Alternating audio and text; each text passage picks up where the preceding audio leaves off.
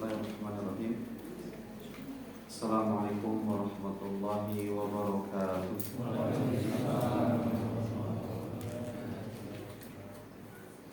Alhamdulillah. Alhamdulillahilladzi hadana li hadza wa ma kunna linahtadiya laula an hadana Allah. Asyhadu an la ilaha illallah wahdahu la syarika lah wa asyhadu anna Muhammadan abduhu wa rasuluh alladzi la nabiyya wa la rasula ba'dah. Allahumma shalli wa sallim wa barik ala abdika wa rasulika wa khalilika Muhammad ibn Abdullah wa ala alihi wa sahbihi wa man ittaqa atharahu ila yaumil qiyamah. Faqala subhanahu wa ta'ala fi kitabihil karim, a'udzu billahi minasy syaithanir rajim. Ya ayyuhalladzina amanu taqullaha haqqa tuqatih wa la tamutunna illa wa antum muslimun. Allahumma 'allimna ma yanfa'una wanfa'na bima 'allamtana wa zidna ilma wa arinal haqqa haqqan warzuqna ittiba'ah wa arinal batila batilan warzuqna ijtinabah. Ba'd. Ayuhal hadirun wal hadirat, Bapak Ibu rahimani wa rahimakumullah. Alhamdulillah, kembali kita memuji Allah Subhanahu wa taala. Bersyukur kepada Allah atas semua kemudahan-kemudahan yang Allah berikan, nikmat, hidayah serta kasih sayang yang Allah curahkan kepada kita. Yang mudah-mudahan kita semua diistiqomahkan oleh Allah dalam ketaatan kepadanya.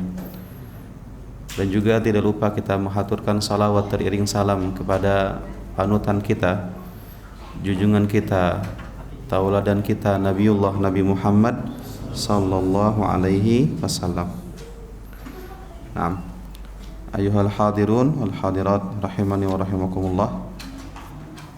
Insyaallah di pertemuan kita hari ini kita akan melanjutkan kembali sejarah perjalanan Nabi kita yang mulia, Nabi Muhammad sallallahu alaihi wasallam. Dan di pertemuan sebelumnya kita telah mengambil hikmah dan pelajaran dari keislaman Hamzah bin Abdul Muttalib dan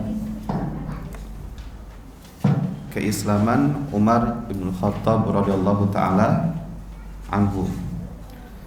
Ibnu Mas'ud radhiyallahu taala anhu, beliau mengatakan, mazilna a'izza munzu aslama Umar. Kita menjadi mulia semenjak Islamnya Umar bin Khattab radhiyallahu taala anhu. Dan itulah pembahasan terakhir kita. Ma'asyiral muslimin, ikhwatal iman rahimani wa rahimakumullah. Kemudian orang-orang Quraisy setelah melihat dua tokoh hebat ini masuk Islam, maka mereka memutar otaknya kembali untuk menghentikan dakwah Nabi sallallahu alaihi wasallam. Maka mereka mendatangi Nabi sallallahu alaihi wasallam dengan cara yang lembut untuk menghentikan dakwahnya. Maka dalam riwayat Ibnu Ishaq dikatakan bahwa Utbah bin Rabi'ah kana sayyidan, pemimpin, salah satu pemimpin kabilah yang ada di kota Quraisy ketika itu, kota Mekkah Quraisy ketika itu. Kemudian dia memanggil orang-orang Quraisy dengan mengatakan, ya ma'syara Quraisy, wahai orang-orang Quraisy, alla aquma ila Muhammad atau alla aqumu ila Muhammadin fa ukallimuhu wa u'rid alaihi umuran la'allahu yakbalu ba'daha. Kata Utbah bin Rabi'ah, dia mengatakan, hai orang-orang Quraisy, bagaimana jika seandainya saya mendatangi Muhammad dan berbicara secara personal dari hati ke hati dan akan menawarkan beberapa hal kepadanya, mudah-mudahan Muhammad menerima tawaran tersebut dengan catatan menghentikan dakwahnya. Tapi saya membutuhkan bantuan kalian, karena apa yang akan saya tawarkan itu beberapa hal yang perlu kalian bantu, harta, kemudian kedudukan dan lain sebagainya.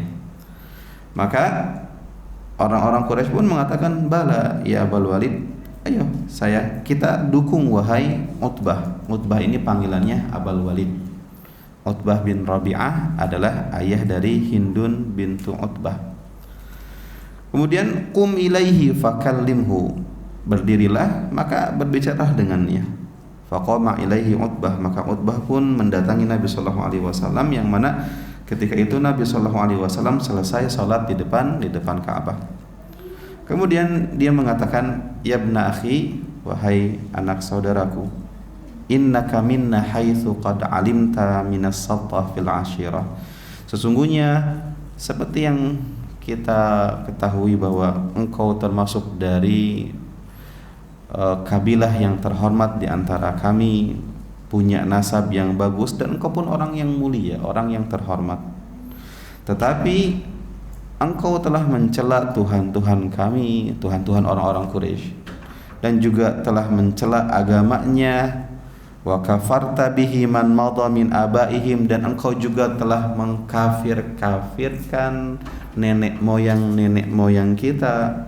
Fasma' minni u'rid 'alaika umuran tanzuru fiha la'allaka taqbalu minha ba'daha. Maka dengarkanlah tawaran dari kami, mudah-mudahan ada salah satu yang engkau terima dari tawaran tersebut.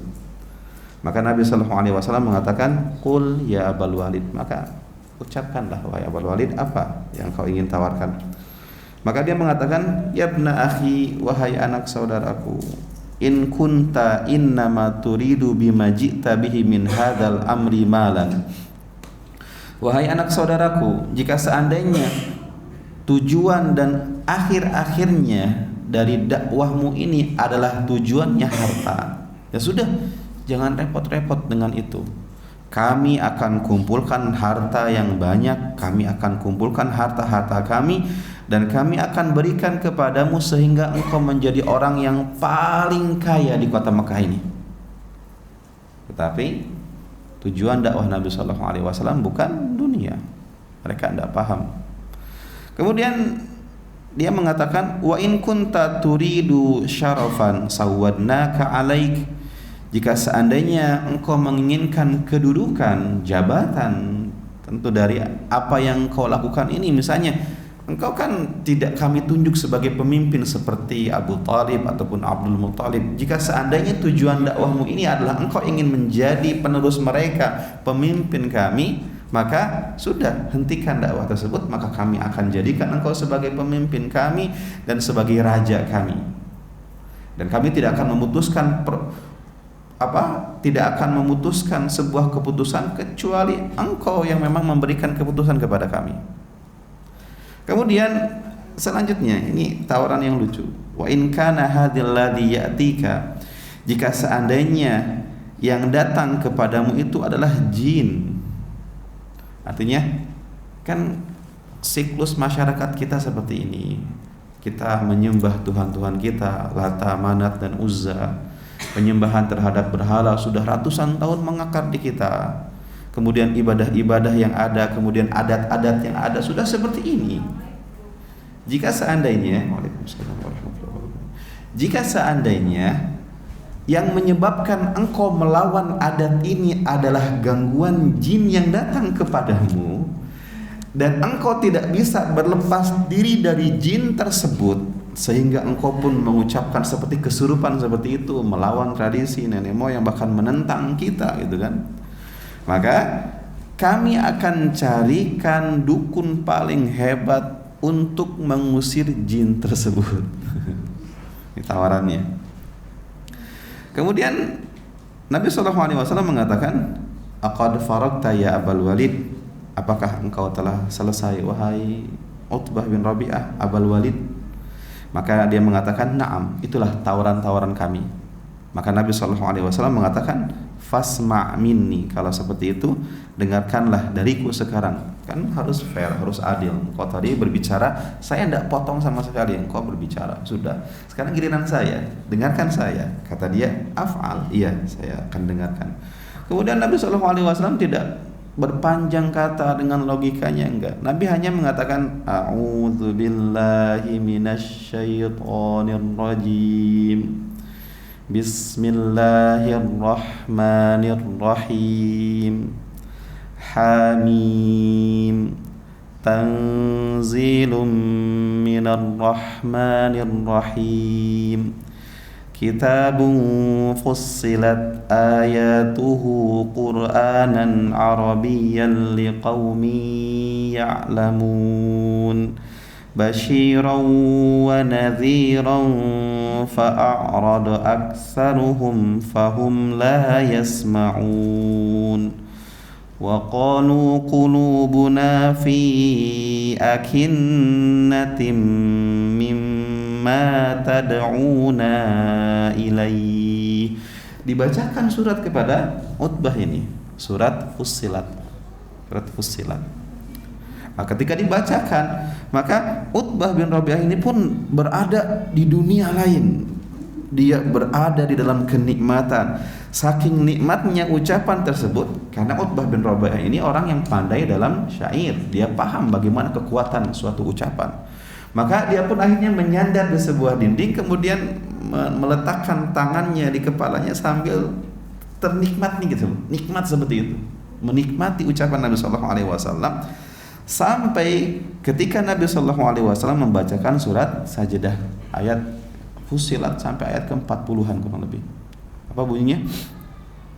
Innal ladzina qalu rabbunallahu tsumma istaqamu tatanazzalu alaihimul malaikatu alla takhafu wa la tahzanu wa abshiru bil jannati allati kuntum tu'adun. Di bawahnya ada ayat Sajdah. Wa min ayatihil lailu wan naharu wasyamsu wal qamar la tasjudu lisyamsi wala lil qamari wasjudu lillahi alladzi khalaqahunna in kuntum iyyahu ta'budun. Fa in istakbaru falladzina 'inda rabbika yusabbihuna lahu bil-laili wan-nahar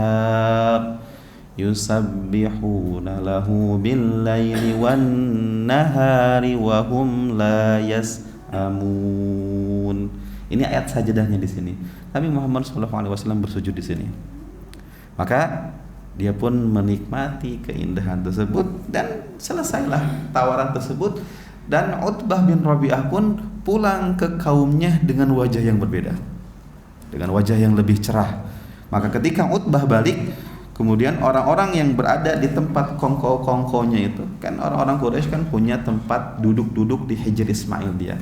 Meskipun ada tempat lain, tempat parlemen mereka. Apa parlemen mereka, apa namanya? Darun Nadwah. Darul Arqam rumahnya apa? Tempat yang dijadikan dakwah oleh Nabi Sallallahu Alaihi Wasallam. Parlemennya orang-orang Quraisy itu namanya Darun Nadwah, gitu kan? Jadi suatu tempat khusus bangunan yang didatangi oleh petinggi-petinggi khusus. Makanya nanti Hakim bin Hizam, ketika Hakim bin Hizam tidak masuk Islam, memerangi Nabi di perang Badar, padahal Hakim bin Hizam adalah keponakannya Khadijah radhiyallahu taala anha. Hakim bin Hizam ini orang yang memberikan Zaid bin Harithah kepada Khadijah sebagai hadiah, dan Zaid pun diberikan kepada Nabi Muhammad SAW, dan Nabi Muhammad bebaskan dan Nabi mengasuhnya sebagai seorang anak, gitu kan. Maka Hakim bin Hizam ini perang Badar, perang Uhud, perang Khandaq memusuhi Nabi SAW sampai ketika Fathu Mekah. Di Fathu Mekah dia menyatakan keislamannya, dan ketika itu dia berpikir mana tempat yang dahulu menjadi sarangnya iblis gitu, sarangnya setan. Ternyata Darun Nadwah kan, parlemennya ataupun parlemennya orang-orang Quraisy gitu kan. Maka Hakim bin Hizam dengan kekayaannya, dia orang kaya, maka membeli Darun Nadwah tersebut dan diwakafkan untuk kaum muslimin, Pak. Makanya Hakim bin Hizam setelah itu banyak berinfak untuk menyusul ketertinggalannya dari sahabat-sahabat yang lain. Nah, maka orang-orang Quraisy ini mengatakan nuhlifu billah, kita bersumpah dengan nama Allah, Laqad ja'akum Abul Walid bi ghairil wajhi alladhi dhahaba bih. Lihat Abul Walid wajahnya berubah, bukan wajah yang tadi sebelum mendatangi Muhammad, sekarang sudah berbeda. Kemudian Abul Walid pun mendatangi mereka dan ditanya, "Ma wara'aka ya Abul Walid?" Hasilnya apa ya Abul Walid, wahai Utbah? Kemudian dia mengatakan hasilnya tadi, "Anni sami'tu qaulan wallahi ma sami'tu mithlahu qattun." Tadi aku mendengar suatu ucapan yang ucapan tersebut begitu indah yang aku belum pernah dengar sebelumnya.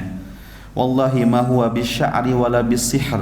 Demi Allah, ucapan tersebut bukanlah syair, aku paham syair, dan juga bukanlah ucapan jampe-jampenya sihir, dan juga bukan jampe-jampenya dukun. Ya ma'syara Quraisy, wahai orang-orang Quraisy, ati'uni waj'aluha bi, maka dengarkanlah saranku kepadamu, kepada kalian. Wa khallu baina hadzal rajul wa baina ma huwa fihi fa'tazilu. Lebih baik kita orang-orang Quraisy sudah jangan ganggu Muhammad, kata dia. Jangan ganggu Muhammad. Biarkan Muhammad dengan apa yang dia yakini dari agamanya, dan lihat, fa wallahi la yakununna liqaulihi alladhi sami'tu minhu naba'un azim.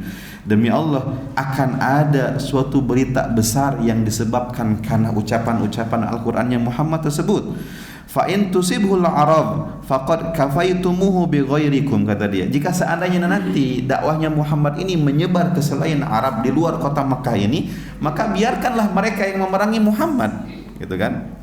Jika seandainya mereka berhasil mengalahkan dan membunuh Muhammad, jangan kita kan temannya Muhammad, kita kan sekampung dengan Muhammad, biarkanlah kampung lain yang mengurusi Muhammad, gitu kan? Jika seandainya mereka yang menang, sudah keburukan Muhammad terputus, bukan kita dengan tangan kita. Akan tetapi jika seandainya Muhammad bisa mengalahkan Arab-Arab yang ada yang di luar kita, maka kita pun mendapatkan cipratan kebaikannya, kata dia. Maka sudahlah. Maka orang-orang Quraisy mengatakan apa? Saharaka wallahi ya Abul Walid bilisanihi. Kata mereka, demi Allah wahai Abul Walid, Muhammad telah menyihirmu dengan ucapannya. Kemudian Abul Walid mengatakan, hadza ra'yi fihi, ini masalahnya pendapat saya. Terserah apa yang harus kalian lakukan, terserah. Cuman inilah saran saya kepada kalian. Maka Nabi SAW pernah menyatakan terhadap Utbah ini, sesungguhnya sesungguhnya ada kebaikan dalam diri Utbah bin Rabi'ah. Sesungguhnya seharusnya dia tidak memusuhi Islam dan kaum muslimin. Maka di perang Badar nantinya ketika Utbah bin Rabi'ah datang, maka Nabi mengatakan sesungguhnya orang tersebut seharusnya nggak ada di sini. Cuman karena provokatornya Abu Jahal, maka Utbah pun hadir dalam perang tersebut. Abu Jahal mengatakan, lihat Utbah bin Rabi'ah, pengecut dia, paru-parunya kempes, gitu kan bahasanya, pengecut dia. Maka kemudian Utbah ini pun dia mengatakan, lihat besok di perang Badar siapa yang lebih pengecut, saya atau Abu Jahal, katanya. Terprovokasi oleh orang buruk sehingga melakukan keburukan dan mati di atas keburukan. Di perang Badar tersebut dia akan berduel 3 lawan 3. Utbah ini mati di tangan Hamzah bin Abdul Muthalib. Karena ikhwatal iman hadirin rahimani wa rahimakumullah. Kemudian besok harinya orang-orang Quraisy kembali mendatangi Nabi SAW, menegaskan, wahai Muhammad, bahwa apa yang disampaikan oleh Utbah bin Rabi'ah itu benar-benar dari kita, gitu kan. Jadi takutnya engkau tidak percaya, itu benar-benar tawaran dari kita. Tapi Nabi SAW mengatakan apa? Ma bima taqulun, ma ji'tukum bima ji'tukum bihi atlubu amwalakum wala syarafa fiikum. Kemudian Nabi Muhammad mengatakan apa? Demi Allah, aku datang kepada kalian bukan dengan apa-apa yang kalian tawarkan kepada kalian. Aku tidak meminta harta dari kalian, aku tidak meminta jabatan dari kalian, aku tidak meminta kerajaan dari kalian. Walakinnallaha ba'atsani ilaikum rasulan. Akan tetapi Allah mengutusku sebagai seorang rasul untuk kalian. Wa anzala alayya kitaban, dan menurunkan Al-Qur'an kepadaku. Wa amaroni an akuna lakum basyira wa nadhira.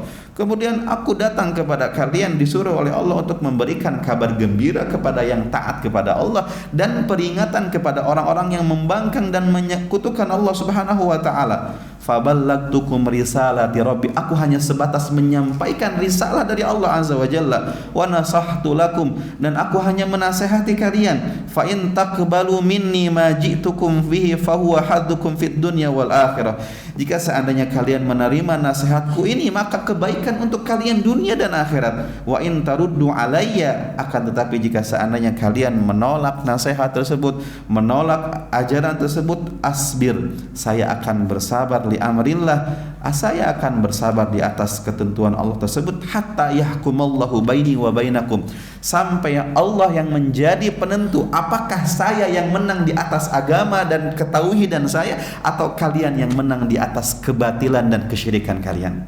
Itu yang disampaikan Nabi Muhammad SAW, jawaban dari tawaran-tawaran tersebut, Pak.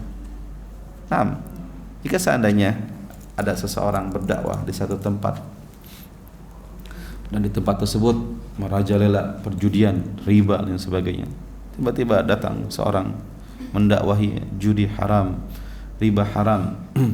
Tiba-tiba ada seseorang yang mendatangi, Ustaz, afwan, ada sedikit amplop ini. Udah Ustaz, hentikan dakwahnya tentang riba, tentang judi, Ustaz boleh dakwah di tempat yang lain, seperti itu. Kira-kira bagaimana? Makanya ketika misalnya antum diundang atau kita para asatidzah diundang untuk mengisi kajian di sebuah perbankan, maka materi yang bagus apa, Pak? Di perbankan, maka materi yang bagus disampaikan riba gitu kan. Riba haram, besoknya nggak ngaji lagi gitu. Nah, barakallahu fikum. Taib, nah, kemudian mereka artinya kadang meminta kepada Nabi SAW, meminta hal-hal yang di luar logika. Wahai Muhammad, kalau engkau benar seorang nabi, maka buatlah gunung tersebut berjalan, gitu kan. Kalau engkau benar-benar seorang nabi, maka seharusnya malaikat yang datang, bukan manusia, gitu kan. Kemudian mereka meminta banyak hal. Kalau kami benar dalam keburukan, kalian engkau dalam kebenaran, maka turunkanlah azab kepada kami, wahai Muhammad. Mana azab tersebut, gitu kan. Mereka menantang-nantang seperti itu, Pak. Tapi Nabi Muhammad, makanya Nabi Muhammad bersabar di atas apa yang mereka lakukan terhadap beliau. Maka ketika orang-orang Quraisy ini mencoba menahan kesabarannya terhadap Rasulullah SAW, maka disinilah Abu Jahal dengan kesombongannya dia mengatakan apa? Ya ma'syara Quraisy, wahai orang-orang Quraisy, saya hanya membacakan poin ini, Pak. Inna Muhammadan qad aba illa ma tarawna min aibi dinina. Wahai orang-orang Quraisy, sesungguhnya Muhammad telah menolak apa yang kita tawarkan dan tetap menghina Tuhan kita, menghina agama kita, mencaci maki, mengkafirkan nenek moyang kita, kemudian menyepelekan mimpi-mimpi kita dan menghancurkan impian kita. Wa inni u'ahidullah, saya berjanji, bertekad, la ajlisunna lahu bihajarin ma'atiku hamlahu, saya akan datang kepada Muhammad dengan membawa batu yang sangat berat, yang saya pun mengangkatnya itu dengan kekuatan, gitu kan. Faida sajada fi salatihi, jika seandainya Muhammad sedang salat, maka saya akan timpukkan batu tersebut kepada Muhammad, dan mungkin dia mati karena batunya besar. Nah, Abu Jahal ini minta jaminan kepada teman-temannya. Fa aslimuni inda dzalika awimnauni, kata dia, apakah kalian akan menyerahkan saya kepada klannya Muhammad atau akan membela saya? Kemudian akhirnya mereka mengatakan, wallahi la nuslimuka li syai'in abada famdi lima turid. Wahai Abu Jahal, lakukanlah apa yang kau niatkan tadi, kami tidak akan menyerahkanmu kepada mereka dan akan melindungimu, wahai Abu Jahal. Maka akhirnya besok harinya, di pagi hari, ketika Abu Jahal sudah membawa batu yang dia gambarkan tersebut, batu yang besar, kemudian ketika Rasulullah SAW duduk dan Rasulullah SAW berdiri dan salat, waqad ghadat Quraisy, dan orang-orang Quraisy pun ingin menyaksikan kejadian ini, Pak. Lihat, dia ingin menonton, benar gak Abu Jahal ini berani untuk membunuh Muhammad sallallahu alaihi wasallam. Fajalasu fi andiyatihim, mereka duduk di tempat kongko-kongkonya, yantadziruna ma Abu Jahlin fa'il, menunggu apa yang akan dilakukan oleh Abu Jahal. Falamma sajada, ketika Rasulullah sallallahu alaihi wasallam sujud, ihtamala Abu Jahlin al-hajar. Abu Jahal membawa batu tersebut. Kemudian mendekati Nabi sallallahu alaihi wasallam, sampai ketika mendekati Nabi sallallahu alaihi wasallam, maka Abu Jahal pun kembali membawa batunya dalam keadaan wajahnya berubah pucat. Munhaziman mumtaqi'an launuhu mar'uban qad yabisat yadahu ala hajarin hatta qadhafal hajaru min yadihi, sampai dia membuang batu tersebut dari tangannya. Kemudian orang-orang Quraisy pun mengatakan, malaka ya Abul Hakam, ada apa denganmu wahai Abu Jahal, wahai Abul Hakam? Qumtu ilaihi, kata Abu Jahal, aku mendatangi Muhammad tadi, li af'ala bihi ma qultu lakum fil barihah, untuk melakukan apa yang aku niatkan tadi malam. Tetapi ketika aku mendekati Muhammad, maka ketika itu aku melihat unta yang belum pernah aku lihat. Unta yang kelihatan galak. Aku tidak pernah melihat bentuknya seperti itu, taringnya, kok ada taringnya seperti itu. Dan unta tersebut mendekatiku dan ingin memakanku, kata dia. Maka dalam riwayat Ibnu Ishaq ketika disampaikan kisah ini, fadzakara li anna Rasulullah sallallahu alaihi wasallam qol, Nabi sallallahu alaihi wasallam mengatakan, dzalika Jibril, itulah Jibril alaihi salam, laudana la akhadahu, jika seandainya dia mendekat maka Jibril akan mengoyaknya, Pak, akan membunuhnya. Di sini zahirnya apa? Yang disampaikan Abu Jahal apa? Melihat apa? Unta. Berarti Nabi mengatakan itulah Jibril. Berarti Jibril menjelma menjadi unta. Bisa nggak seperti itu, Pak?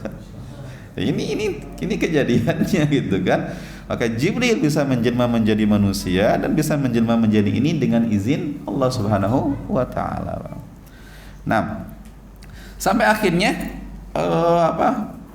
tawaran-tawaran mereka pun tidak mempan, sampai akhirnya mereka sedikit menyerah untuk melakukan dengan sistem negosiasi. Makanya setelah negosiasi ini gagal di mereka melakukan dengan sistem yang lain, yaitu sistem embargo secara ekonomi, Pak.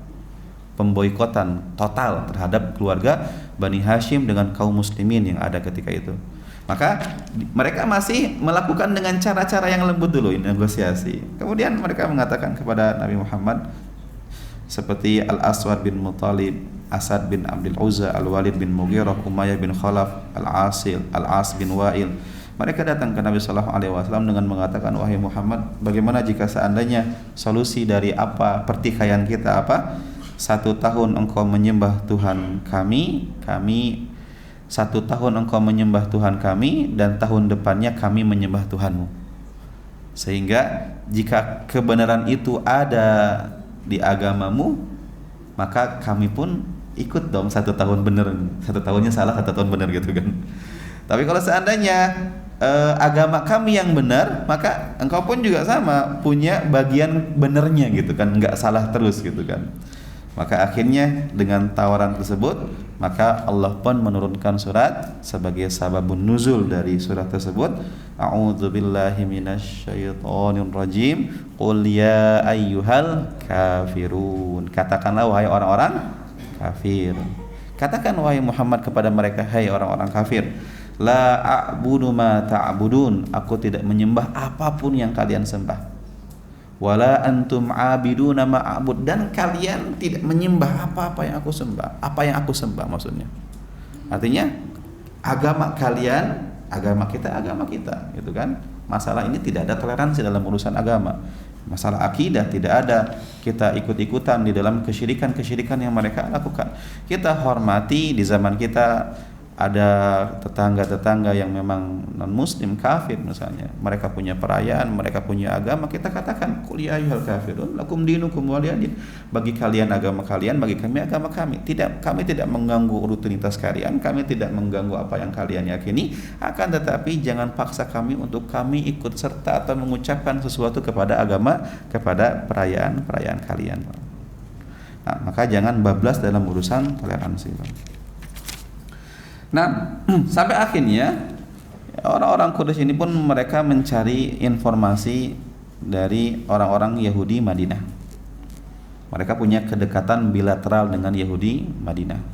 Orang-orang Quraisy ini kan sering melewati Madinah. Bahkan kan Madinah menjadi jalur perdagangan Kalau mereka mau pergi ke Syam, maka mereka harus melewati Madinah. Makanya kan ketika Madinah menjadi negara Islam, menjadi negara yang dipimpin Nabi Shallallahu Alaihi Wasallam, mereka stres, Pak. Mereka mikir keras bagaimana caranya, karena setiap kali kafilah dagang selalu dicegat gitu kan, ada cegatan-cegatan dari Rasulullah Shallallahu Alaihi Wasallam. Dan itu jalur terpenting. Makanya ketika ada seseorang punya jalur penting ya, dan itu menjadi sumber kekayaan kadang, seperti terusan Panama, kayak terusan Suez ya, yang menjadi atau akses penting untuk jalur perdagangan lewat ke sana semuanya gitu kan. Ini Madinah menjadi jalur penting bagi orang-orang Mekah untuk melakukan perjalanan dagang ke sana. Nah, maka mereka punya hubungan dengan orang-orang Yahudi.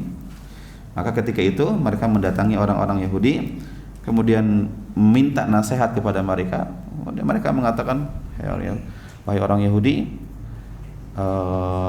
kabarkan kepada kita ada seorang yang mengaku nabi di tempat kita gitu. Kemudian orang-orang Yahudi mengatakan,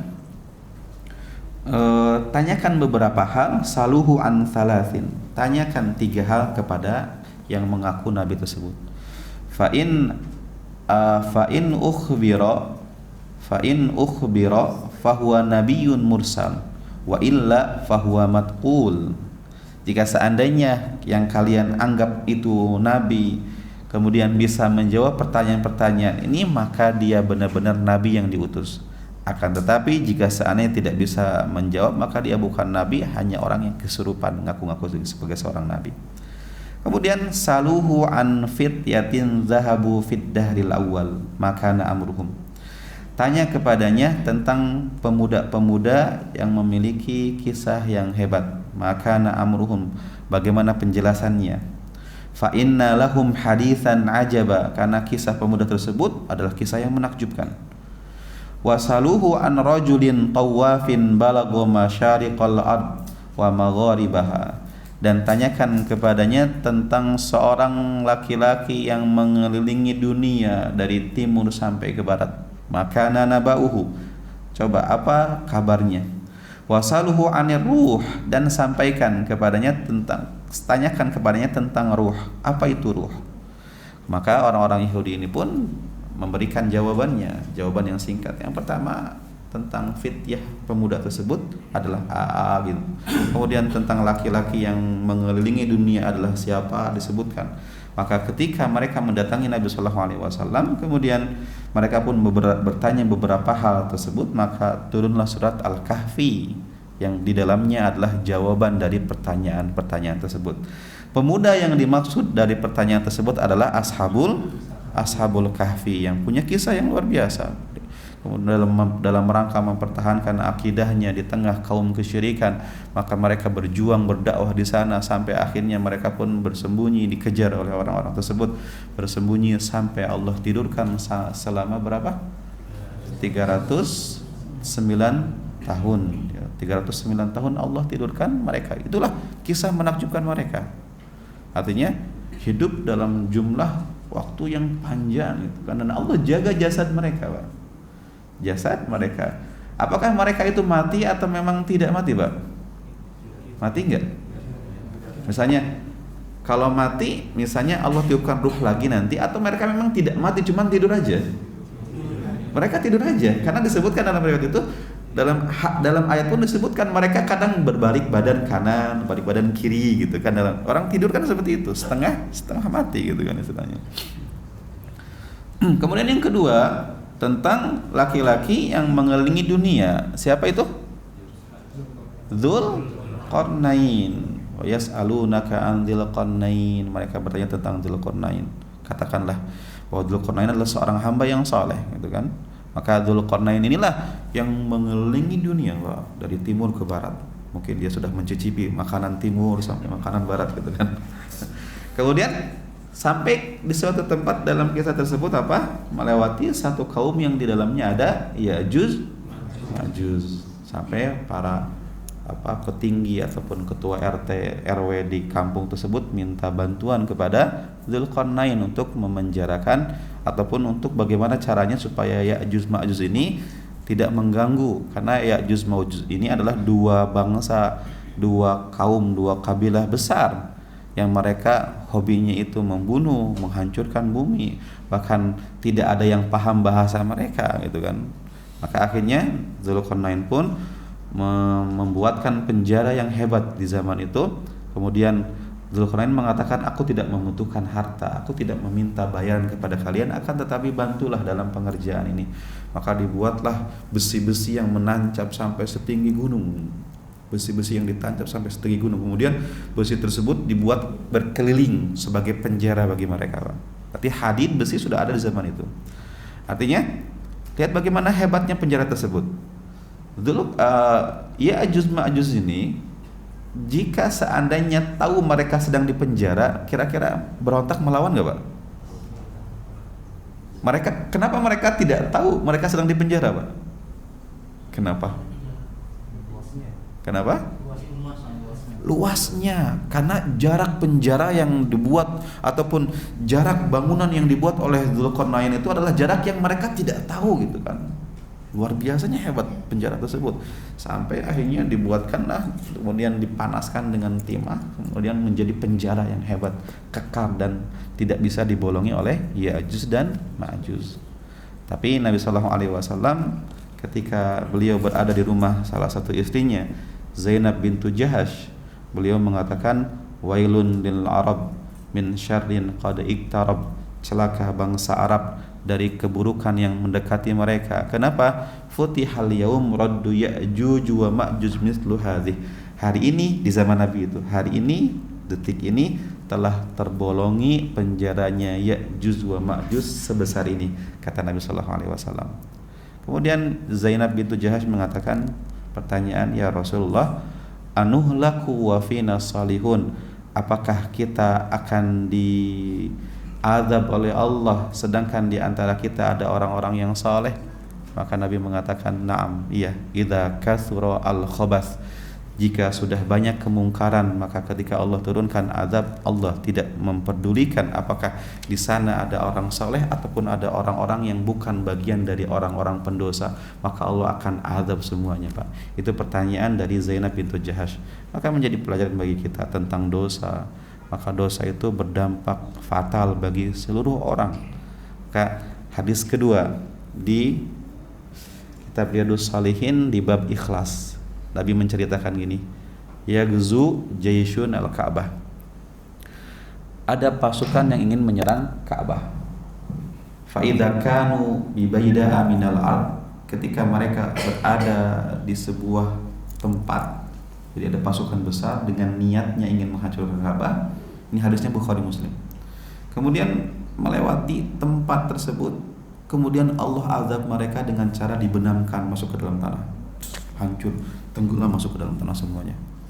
Berarti zahirnya kisah ini bukan kisah pasukan Gajah Abraha, bukan. Berarti ada pasukan-pasukan lain yang ingin menyerang Ka'bah. Maka Allah hancurkan di sana semuanya. Aisyah mencoba menangkapi cerita ini dengan mengatakan, ya Rasulullah, bagaimana mungkin kok dihancurin semua? Padahal kan ketika pasukan tersebut melewati kampung tersebut, kan di sana ada pemukiman warga, ada pasarnya, ada orang yang sedang jualan, ada orang yang bukan bagian dari pasukan tersebut. Kenapa dihancurkan semuanya? Kata Nabi SAW, iya, mereka dihancurkan, itulah takdirnya. Tetapi mereka akan dibangkitkan berdasarkan dengan niatnya masing-masing. Nanti pada hari kiamat dibangkitkan dengan niat masing-masing. Maka boleh jadi inilah dampak dosa. Buruknya bapak berada di samping orang yang melakukan dosa dan maksiat. Ketika Allah ingin mengadab orang tersebut, maka boleh jadi kita nggak tahu apa-apa, kita kena dampaknya. Maka boleh jadi ada kasus ya, ada kasus misalnya ada orang-orang sedang antri di lampu merah. Ini orang yang sedang cari nafkah, seorang ayah. Ini orang sedang talabul ilmi, mencari ilmu, ingin datang ke kajian. Ini ada satu orang ingin berziarah. Ini satu orang sedang jalan-jalan dengan pacarnya. Ini satu orang pelaku dosa maksiat besar gitu kan, yang Allah ingin hukum dia. Tiba-tiba berjejerlah orang-orang tersebut, tiba-tiba teronton dari belakang, gilus semuanya. Allah hanya ingin menghukum satu atau dua orang yang ada di sana, tetapi dampaknya kepada seluruh orang. Itulah dampak dari dosa itu. Maka kembali kepada kisah ini, maka Dzulqarnain adalah laki-laki yang ataupun seseorang yang soleh yang mengelilingi dari timur sampai barat. Kemudian yang ketiga apa? Tanyakanlah tentang ruh. Maka apa jawaban tentang ruh? Maka disebutkan yas'alunaka 'anir ruh, mereka bertanya tentang ruh.